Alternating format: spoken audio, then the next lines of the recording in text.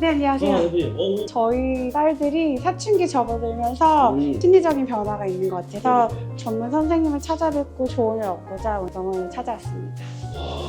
네. 따님들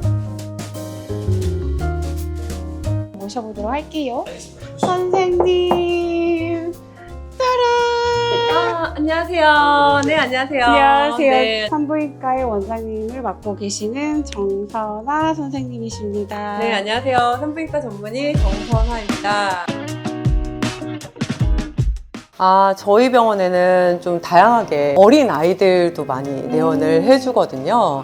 엄마들이 아이를 키우면서 엄마들의 시대 때와 그 다음에 지금 아이들의 또 시대에서 느끼는 성에 대한 관념들은 너무 많이 달라졌기 때문에 맞아요. 그런 것들을 제가 좀 도움이 됐으면 좋겠다 싶어서 관심을 많이 갖게 됐습니다. 저 궁금한 게 있어요. 네네. 첫 번째, 초등학교 몇 학년 때 산부인과를 방문하는 게 가장 적정한 나이일까요?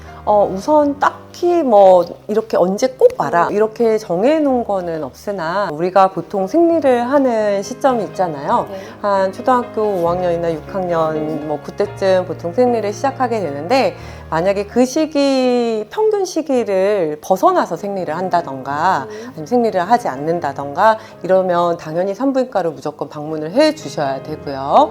그리고 초경을 시작한 이후에 한 1년에서 2년 정도 지난 이후까지도 생리가 불규칙하다면 그때는 산부인과를 꼭 방문을 해서 제대로 확인을 좀 받으시는 게 좋습니다. 왜냐하면 아이들이 보통 초경을 하고 1년에서 2년 정도가 지나면 좀 몸이 성숙해지고 호르몬 밸런스가 좀 맞기 시작하거든요. 그럼에도 불구하고 계속 뭔가 이레귤러하게 생리가 지속이 된다 할 경우에는 한번 호르몬 검사 같은 거를 제대로 받아보시는 게 중요할 수 있고요.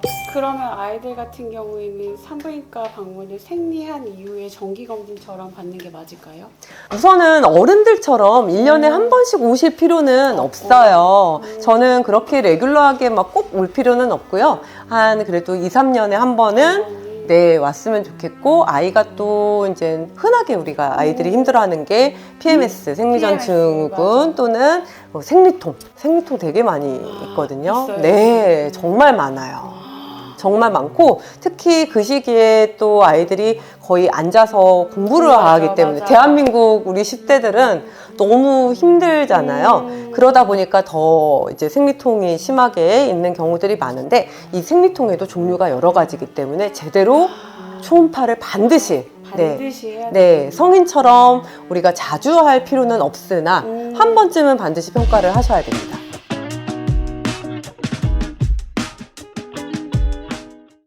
그리고 아이의 자궁은 몇 살까지 크나요? 아이의 자궁은 성인이 될 때까지는 만 네, 18살? 네, 21살. 맞습니다. 네. 그렇군요. 네.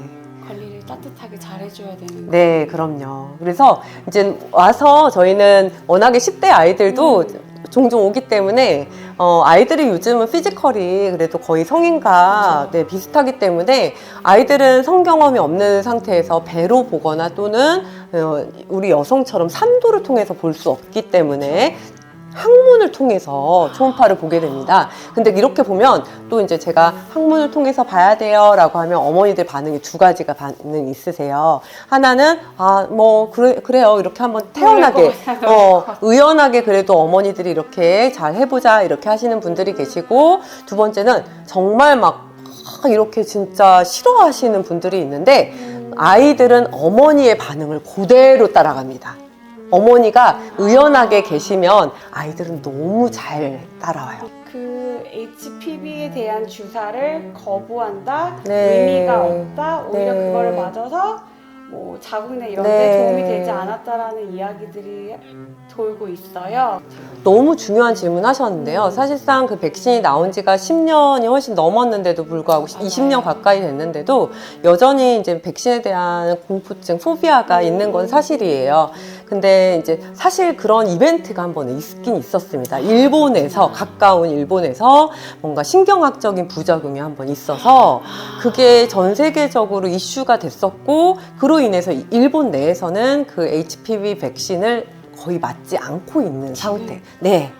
그래서 이제 거기가 하나의 좀 컨트롤 그룹이 된, 전 세계에서 봤을 때는 컨트롤 그룹이 된 상태고, 하지만 이제 저도 이제 계속 전문가로서 팔로우를 하고 있는 상태에서 봤을 때는 우리나라에서 지난 8월 달에 국제학회 AOGIN이라고 하는 그 HPV랑 그 서비칼 캔서, 자궁경부암에 대해서 국제학회가 있었는데, 제가 거기서 또 강의를 들었을 때는 결국에는 이 HPV가 일으킬 수 있는 질환은 점점 많아지고 있는 상태고, 남성에서도 이제는 구강암이라든가 인후두암 또 점점 HPV가 원인 1위로 이제 되고 있는 상태고, 반드시 맞는 게 현재로서는 최선이고요. 아이들이 우선 성 경험이 없는 이 시기에 맞는 게 가장 백신의 효과를 극대화시킬 수 있으며, 또 접종을 2번만 하면 되는 상태라서 그거를 꼭 좀 맞추셨으면 좋겠습니다. HPV는 지금 현재 일종의 성병으로 분류가 되어 있습니다.